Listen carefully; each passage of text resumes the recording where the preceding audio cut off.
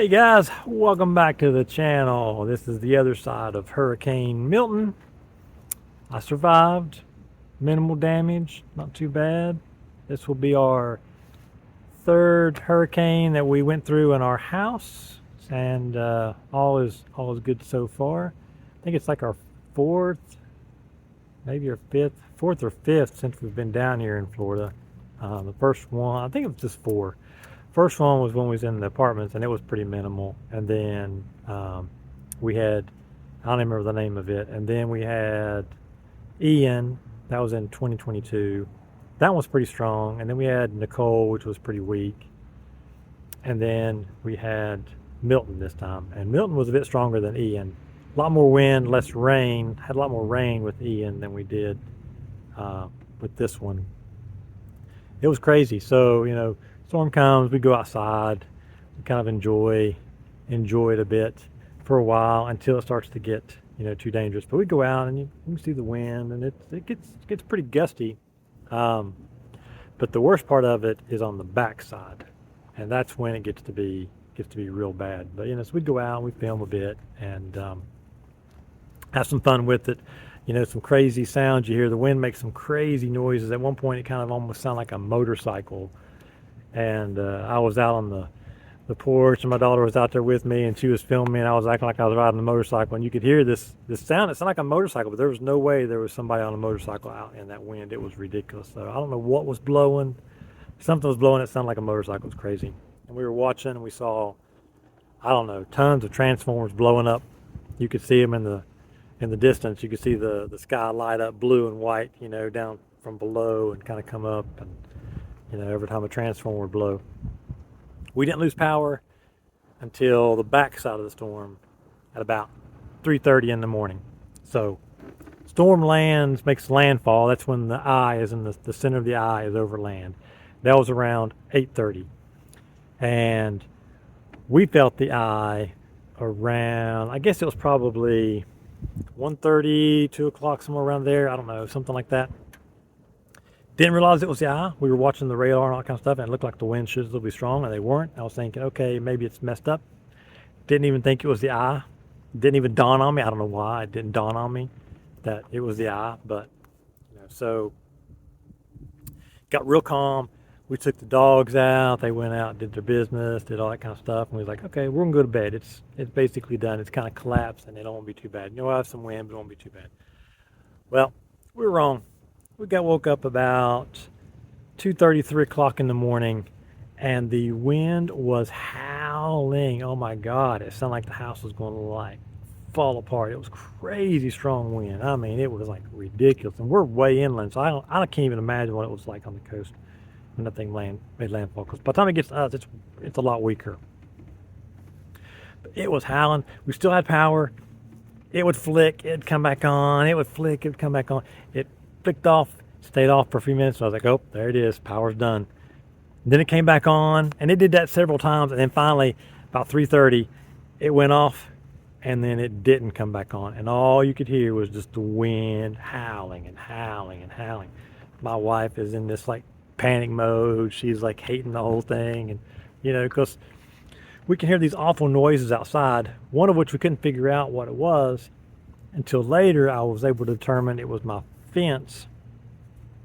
It's got these bars that come down that hold the gate, and those had broke from all the fence was doing this, on where the gate is. It was, the rest of the fence was solid because it's really solid. Just the posts are really close. They're buried in tons of concrete and didn't flex, didn't do nothing. But that gate, man, it was just and so those bars that were down on the ground there, they were the little pipes that they're down in was getting pushed back and forth, and it drowned out a rut down in the ground, and finally it just broke the thing off of the gate, and the gate was still going but it was staying together because I have a lock on it. And thankfully I did, because my neighbor's gate behind me, their gate got ripped off the hinges because they didn't have a lock on it to really secure it. So mine's this double one. I had a lock, and it was just holding on. That lock, man, it was doing its thing, holding that sucker on there. But it was doing this Oh, and you could hear the awful sounds. I mean, just banging, and I mean, it sounds like stuff was getting ripped off the roof. Roof is fine, no damage. I checked that out, took the drone up, flew over it. No damage there, thankfully. The only other damage we had some trees kind of get blown over. Well, one tree got kind of blown over, and then the landscapers fixed that like the day after the hurricane through. We went out, we came back, and the tree's upright and got like boards holding it up and everything. So they fixed that.